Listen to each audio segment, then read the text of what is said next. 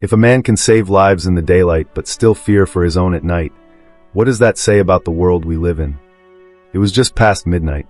The city slept, but his heart didn't. Derek Lawson sat in his car, uniform still stained with someone else's blood, hands trembling over the steering wheel. The red and blue lights behind him didn't flash safety. They flashed warning. He'd saved lives all night, but now he had to fight for his own.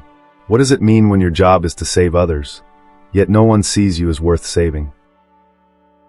The dashboard clock read 11:47 p.m. Derek Lawson sat alone in his old Ford Escape, parked at a red light just 2 blocks from home.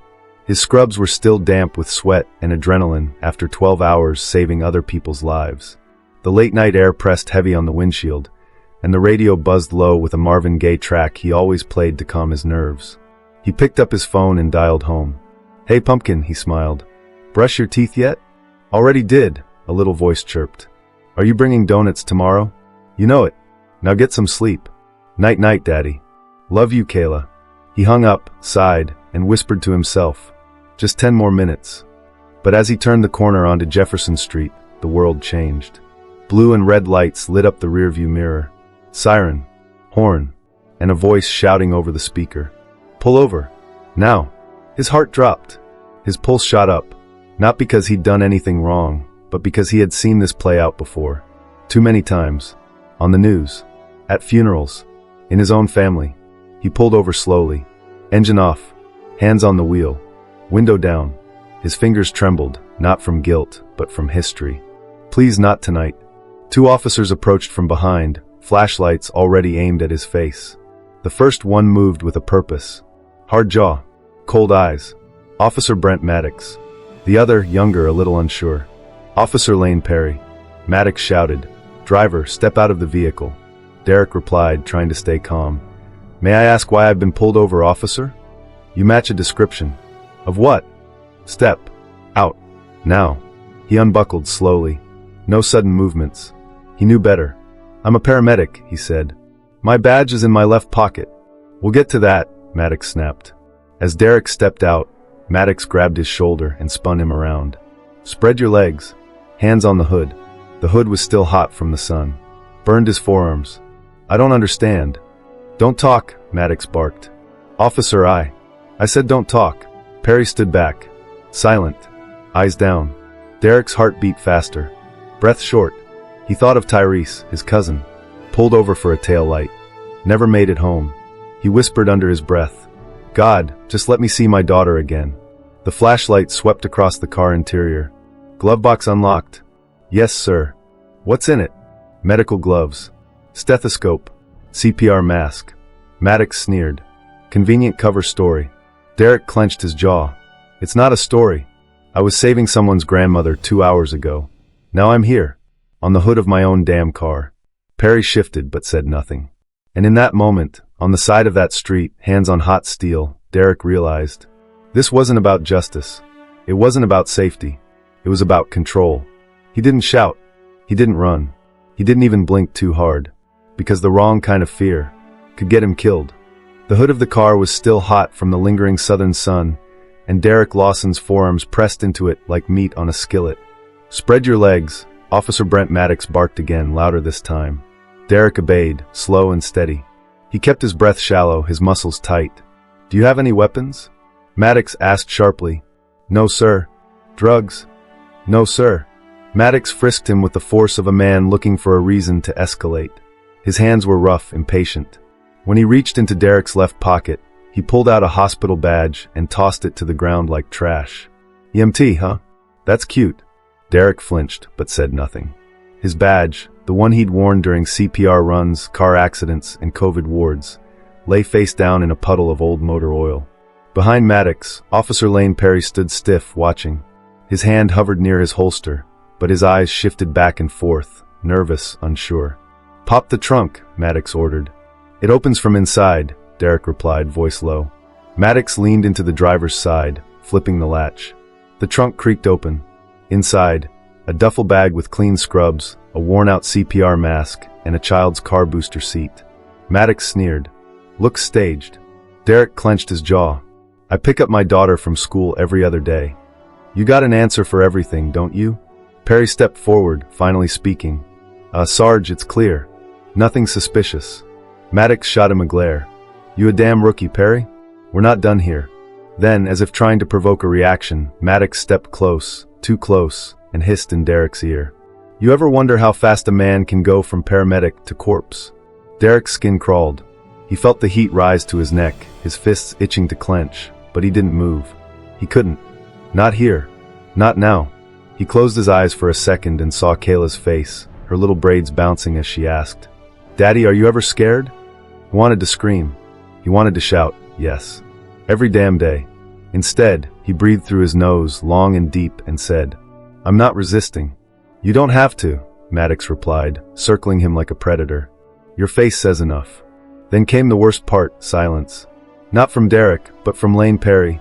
He could have said something, could have stepped in, but instead he shifted backward, letting it happen. Like so many before him. Derek had been trained to save lives. Perry had been trained to protect them. Yet only one of them was doing his job. Suddenly, a loud voice cracked the tension. I'm recording this. Across the street, under a dim porch light, stood Miss Lorraine McKinley, 72 years old, iPhone in one hand, cane in the other. Her voice shook, but her stance didn't. I know that boy. He saves people. You lay another hand on him, and I'll call every news station in this city. Maddox paused. The silence was louder than the sirens still flashing on the dash. You threatening an officer, ma'am? He called out. I'm protecting my neighbor, she snapped. Derek turned his head slowly, daring to speak. You can check the dash cam. I didn't resist. I didn't even raise my voice. Maddox exhaled hard, lips tight. Let's go, he muttered. Perry looked relieved, maybe even ashamed, as he followed. They left without another word. Derek stood still, hands shaking, until Miss Lorraine called out again. You okay, baby? He nodded, voice catching. Yes, ma'am. You want me to walk you home? He almost laughed, tears stinging his eyes. I'm the one supposed to be saving people. Miss Lorraine crossed the street and gently picked up his hospital badge, wiping it with her sleeve. Then don't let them take that from you. They didn't charge him. They didn't read him his rights. They didn't even tell him where they were taking him. Derek Lawson sat alone in a small, windowless room at the precinct. No clock. No phone. Just a flickering fluorescent light above and 4 gray walls that echoed every sound he made. He looked down at his hands, still shaking, still raw from the hood of his car. His badge had been left behind. His dignity too. Outside, the hallway buzzed with voices, the occasional laugh, the clink of keys. Inside, silence. He tapped his foot to stay present, to remind himself he was still here. Still breathing. The door opened. Officer Lane Perry stepped in, then closed it behind him. He didn't speak right away, just looked at Derek like he wasn't sure what to do next. Derek broke the silence. Why am I here? Perry hesitated. Standard procedure, he said quietly. Standard? Derek snapped. Is it also standard to throw someone on a car, threaten them, humiliate them, because they match a description? Perry looked down at his shoes. I didn't want it to go that far. But you let it, Derek said, voice lower now. You stood there and let it happen. Perry nodded once. I was following orders. Derek laughed, just once bitterly. That's what they always say. Until someone dies. Perry didn't respond. Derek leaned back in his chair, eyes fixed on the ceiling. My cousin Tyrese, he was stopped for a broken tail light. Unarmed. Cooperative. They said he lunged. Shot him twice. My aunt still keeps his shoes in a glass case. He paused. Do you know what it feels like to watch your family bury someone, knowing no one will be held accountable? Perry shifted uncomfortably. I'm sorry. Save that for someone who won't need it on a tombstone. The door opened again. This time it was a higher-ranking officer, a sergeant, clipboard in hand. You're free to go, Mr. Lawson. Derek didn't move. That's it. The sergeant raised an eyebrow. You're not being charged. You can leave. No apology? No explanation? File a complaint if you like. But you're free to go. Derek stood up slowly. Perry opened the door wider, but didn't meet his eyes. As Derek stepped into the hallway, the buzz of the precinct hit him like static. Phones ringing. Cops chatting. As if nothing had happened. As if his dignity hadn't just been dragged through the dirt and left on the side of the road. He walked out without a word. Outside, the sun was rising, soft orange light slipping over rooftops. He checked his phone. 12 missed calls from his mother. 3 from Kayla's school. He sat on the curb in front of the station, and called home. Gloria answered on the first ring. "Derek? I'm okay, Ma. Where are you?" "I'm at the precinct." "Did they hurt you?" He paused. "They didn't have to." The front door creaked open softly. Derek stepped inside his apartment like a man returning from war. His scrubs were wrinkled, his shoes dusted with street grime, and his shoulders sagged as if the world had been riding on his back. Sitting on the couch, still in her housecoat and slippers, was Gloria Lawson, his 62-year-old mother. The lamp beside her was the only light on. Her hands were folded tightly in her lap. The TV was on mute. "Where the hell have you been?" she asked, her voice low and cracking. Derek dropped his keys onto the counter. They clattered loud against the silence. "I was held at the precinct." Gloria stood up fast. "Held? For what?" "For matching a description," he said sarcastically. "Whatever that means." He walked past her, straight to the sink, and splashed water on his face. "They didn't charge me. They didn't explain anything. They just let me go when they were done, doing whatever it was they needed to do." Gloria followed him into the kitchen. Her hands were trembling now. "Did they put their hands on you?" He nodded slowly. "Threw me on my hood. Emptied my pockets. Mocked my badge. Told me I looked like a threat." Gloria turned away, pressing a hand over her mouth. "They could have killed you." "Yeah," he said flatly. "They could have." She leaned against the fridge, silent for a moment. "You should have stayed quiet." Derek turned sharply. "Excuse me?" "You should have kept your head down. Said what they wanted to hear. Just got home safe." He stared at her like she'd just slapped him. "I did keep my head down. I didn't say a word until they were done tearing me down." "And you made it home," she said. "That's what matters." He shook his head in disbelief. "Ma, what kind of life is that? Surviving doesn't mean living." She sat down at the table, suddenly older than she looked. "I've lost too many already. My brother, your father, and Tyrese. All gone because they tried to stand up." He leaned against the counter, fists clenched. "Then maybe that's exactly why I can't keep quiet." Her voice dropped to a whisper. "I just want you to come home. Every night. That's all." He softened, walked over, and sat across from her. "I want that too. But I also want Kayla to grow up in a world where she doesn't have to text me every hour to see if I'm still alive." They both sat in silence for a long moment. Then Gloria reached across the table and placed her hand on top of his. "You've always been strong. But don't let this world make you hard." He met her gaze. "I'm not getting hard, Ma. I'm just done being invisible." She nodded slowly, tears in her eyes. "Then speak. But be smart. And don't let them take the good in you." He gave her a half smile. "I won't. But I won't stay quiet either." Outside, the first rays of morning filtered through the blinds. Inside, a mother and son sat at a table neither of them had planned to share that early. But something in the air had shifted. The silence wasn't fear anymore. It was resolve. Derek sat in the dim light of his small living room, staring at his phone. His thumb hovered over the screen, but he couldn't bring himself to press post. His mind was racing with doubts, with fears of what might come next. 2 days had passed since he posted the video. 2 days of reading through the comments, the hate, the support. It was overwhelming. The phone buzzed constantly with notifications, each one a reminder of the choice he had made. But it wasn't just the video. It was the weight of everything, his cousin Tyrese, his father, the countless lives lost and never remembered. It was the system and the fear that came with it. Derek felt the anger building inside him again. This wasn't just about his encounter with Officer Maddox anymore. This was about every single time he had to look over his shoulder, every time his life was at risk just because of the color of his skin. He stood up and walked to the window, looking out at the street. The sun was setting, painting the sky with shades of orange and purple. It looked peaceful, serene even, but it didn't feel that way inside him. There was a knock at the door. Derek froze. He knew who it was before he even opened it. His mother, Gloria, stood there, her eyes red from crying, her face lined with worry. "Derek," she said softly, stepping inside without waiting for an invitation. "I saw the video." He didn't say anything. He just nodded. "Why did you do it?" she asked, her voice trembling. "Why did you have to put yourself out there like that?" "I had to, Ma," Derek said, his voice strained. "I can't keep living like this.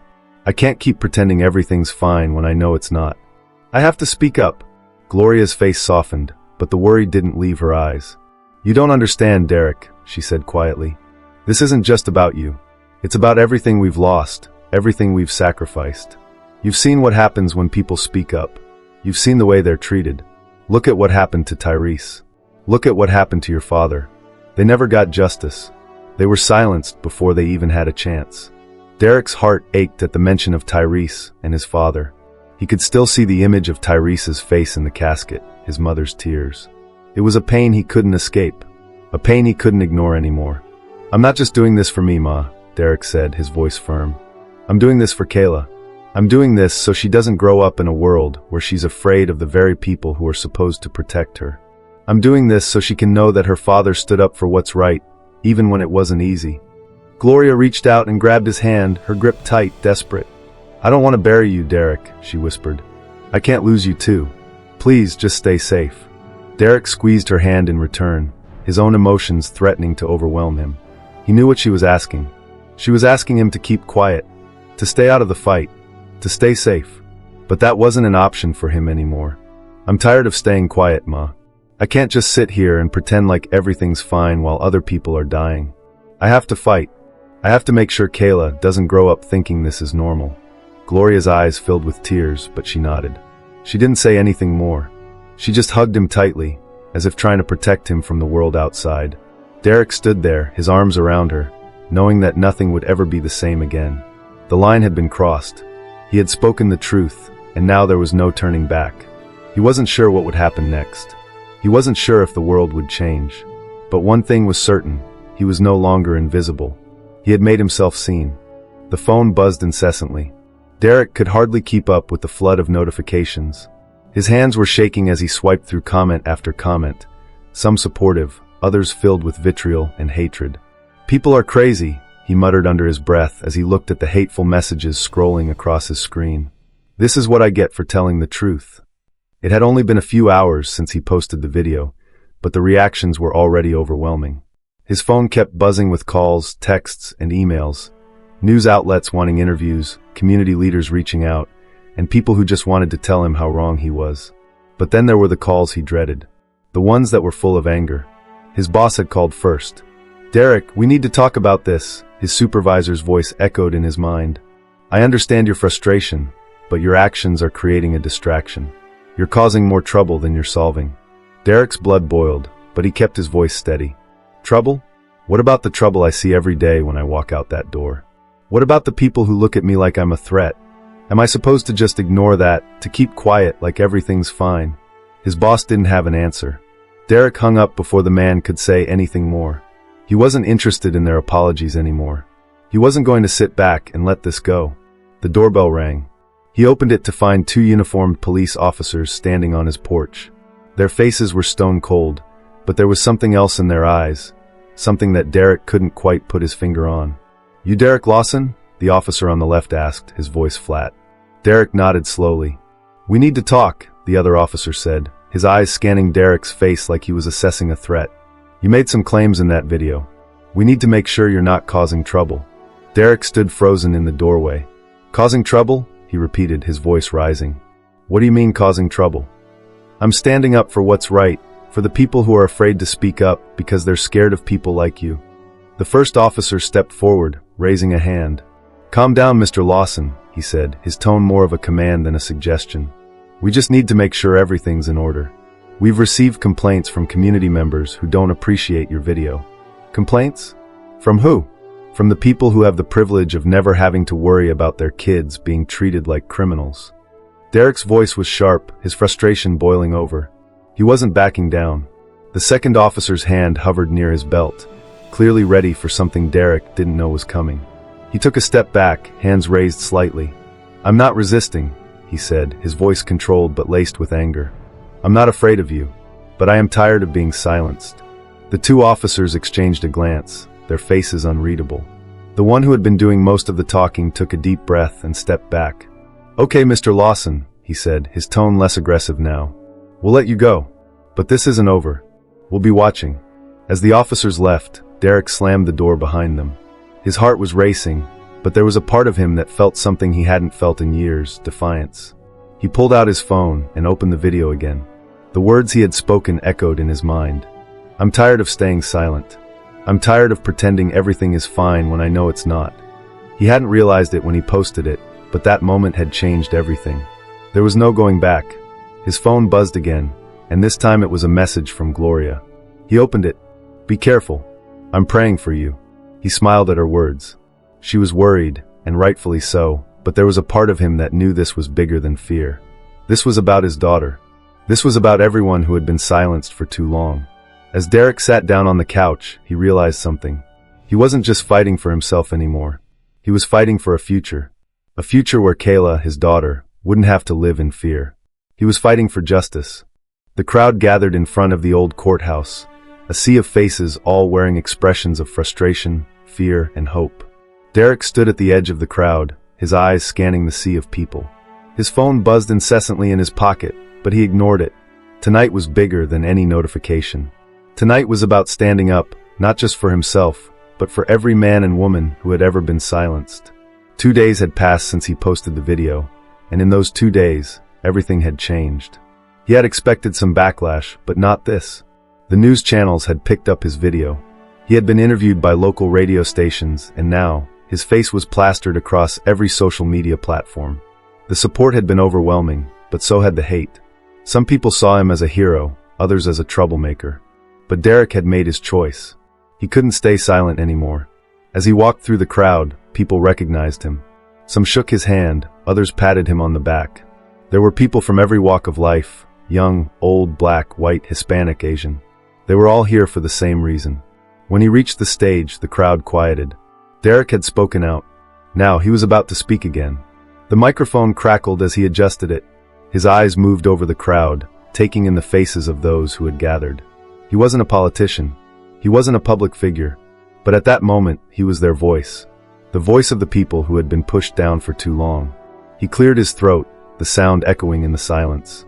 "I'm not here to make a name for myself," Derek said, his voice strong but steady. "I'm here because we are tired. Tired of being ignored, tired of being afraid, tired of the system that tells us our lives don't matter." The crowd erupted into applause, but Derek held up a hand, silencing them. "We all know the system is broken," he continued, his words deliberate. "But what we don't all know is that it's not enough to just speak out. We have to act. We have to stand together, because together, we have the power to change things." He paused, letting the weight of his words settle in the air. "I'm doing this for my daughter," he added, his voice catching slightly. "For Kayla, and for every child who is scared to grow up in a world where they are judged by the color of their skin." There was a moment of silence, and then a young woman in the front row shouted, "We're with you, Derek." Derek smiled, his heart swelling with gratitude. "I'm not doing this alone," he said, his voice filled with conviction. "We are all in this together. If we don't fight, we will never change anything. But if we stand up, if we unite, we can make our voices heard. And if we make our voices heard, we can bring about change." The crowd roared, a wave of support and energy washing over him. As Derek stepped down from the stage, he was surrounded by reporters. Cameras flashed, and microphones were shoved in his face. The world was watching now. But Derek wasn't afraid. He was ready. One reporter, a young man in his 20s, approached him with a question. "What do you think will happen next?" the reporter asked. Derek took a deep breath and looked around at the crowd. "I think," he said slowly, "that this is only the beginning. We've been quiet for too long, and now it's time to rise." Later that night, Derek sat in his living room, staring at the TV. The rally had been broadcasted on the news, and there he was, his face on every screen. He could hear the familiar voice of a news anchor. In a powerful speech today, Derek Lawson, a local paramedic, spoke out against police brutality and racial inequality. His words have sparked a wave of support, but also ignited a backlash from some community leaders. However, Lawson remains undeterred, vowing to continue the fight for justice. Derek turned off the TV and sat back in his chair. The road ahead would be difficult, but for the first time in a long time, he felt like he was finally on the right path. His fight wasn't just about him anymore. It was for all of them. As he sat in the silence of his apartment, Derek knew that this was his moment. His rise had just begun. The days after Derek's speech were filled with a mixture of hope and fear. The support was overwhelming, but so was the backlash. The media hadn't stopped covering his story. His face was plastered across news outlets, social media, and protest flyers. Derek had become the face of the movement, for better or worse. And now the hard part was beginning. He walked into the precinct a week later, his heart pounding in his chest. The officers there recognized him immediately. The air felt different this time. They looked at him with something between curiosity and disdain. Derek wasn't sure which one made him more uncomfortable. He approached the desk, where an officer he didn't know was sitting. "Derek Lawson," he said, his voice steady. "I'm here to pick up a report." The officer looked up, studying him for a moment. Derek could feel the tension in the room, thick as smoke. "You sure you want to do this, Mr. Lawson?" the officer asked, a hint of something dark in his tone. Derek didn't flinch. "I'm just here for the report." The officer's expression didn't change. After a long moment, he handed Derek the file. "Don't say we didn't warn you." Derek didn't respond. He turned on his heel and left, the weight of those words hanging in the air behind him. He had expected resistance, but something about the officer's tone felt different. He had crossed a line, and he knew it. As he stepped outside, Derek's phone buzzed again. Another message from Gloria. "Be careful, Derek. I heard things are getting worse. People are angry." He read the message twice before putting the phone in his pocket. He was used to being angry. He was used to fighting. But it wasn't just about him anymore. It was about every black man, woman, and child who had been forced to endure the same struggles. He couldn't stop now. He couldn't go back to being silent. Later that day, he sat down with Kayla, his daughter, on the couch. She was drawing quietly, a soft hum of music playing in the background. Derek watched her for a moment before speaking. "Kayla," he said softly, "I need to tell you something." She looked up at him, her wide brown eyes filled with curiosity. "What, Daddy?" Derek took a deep breath. This wasn't the first conversation he'd had about race with her, but it felt different now. "I'm fighting for you," he said, his voice thick with emotion. "I'm fighting for you so that when you grow up, you don't have to live in fear. So that you don't have to worry about being treated differently just because of the color of your skin." Kayla's eyes softened, and she crawled into his lap, wrapping her small arms around his neck. "I know, Daddy," she whispered. "You're my hero." Derek hugged her tightly, but the weight of those words settled on his heart. Hero. He didn't feel like a hero. He felt like a man standing on the edge, hoping for something to change. But in that moment, he knew he couldn't stop. The next few weeks were a whirlwind. The protests continued, and Derek's story spread like wildfire. He gave speeches, did interviews, and spoke to lawmakers who had been paying attention. But the more he pushed for change, the more the resistance grew. He received threats, anonymous calls, angry emails, and even a few warning shots outside his apartment. It didn't stop him. If anything, it fueled him more. But it wasn't just the threats he had to worry about. The most difficult part of all this was watching his own community split. At one of the rallies, Derek was confronted by a man he knew all too well, Officer Maddox. "You're still stirring up trouble, Derek?" Maddox spat, standing in front of him. His face was twisted with anger, his uniform stiff and pressed. Derek stood tall, his shoulders squared. "I'm not stirring up trouble, Maddox. I'm just telling the truth." Maddox sneered, taking a step closer. "The truth? You've got a lot of nerve. You think this will change anything? You're just another fool thinking he can change the system." Derek didn't flinch. "Maybe it won't change the system overnight, but it'll make people like you think twice about how you treat others." For a moment, the two stood there, locked in a silent standoff. Then Maddox turned and walked away without another word. Derek watched him go, his heart still pounding in his chest. He knew the fight wasn't over. It had only just begun. But with every step he took, with every word he spoke, he felt his legacy taking shape. It wasn't just about him anymore. It was about everyone who had been silenced for far too long. Derek was building something bigger than himself.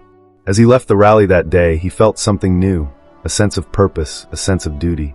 He was no longer just a man fighting for his own survival. He was fighting for a future, for Kayla's future. And that future, he was determined, would be one where justice didn't just mean surviving, it meant thriving. The story of Derek Lawson is a powerful reminder that silence in the face of injustice is not a solution. It is a form of complicity. Derek, a simple man trying to live a quiet life as a paramedic, found himself in a position where staying quiet meant accepting a world where his life and the lives of others were continuously devalued. The moment he chose to speak out, to tell the truth, he not only found his own voice, but also ignited a spark that would inspire others to do the same. The lesson here is clear. Silence in the face of injustice only perpetuates the problem. Derek's journey wasn't easy. He faced ridicule, threats, and overwhelming opposition, yet he stood firm in his conviction that he had to do more than just survive. He had to speak up for those who could not, for those who had been silenced for far too long. What makes Derek's story even more powerful is the emotional struggle he faced, particularly with his mother, Gloria. Her fear for his safety was real and justified, but even she eventually understood that Derek's fight wasn't just about him. It was for the future of his daughter, Kayla, and for every person who had ever been treated unfairly. This story teaches us that true courage is not the absence of fear, but the willingness to act despite it. Derek's actions remind us that we all have a responsibility to speak up, to make our voices heard, and to stand against injustice, no matter the personal cost. It's a reminder that our legacy is built not by what we endure in silence, but by what we do when we choose to rise. Derek's decision to speak out despite the risks he faced raises an important question for all of us. How far would you go to fight for justice when it means confronting not just a system, but your own fears and the people you love? Do you think standing up for what's right is always worth the cost? Or is there a line where self-preservation becomes more important? Share your thoughts below, and let's start a conversation about courage, sacrifice, and the price of speaking out.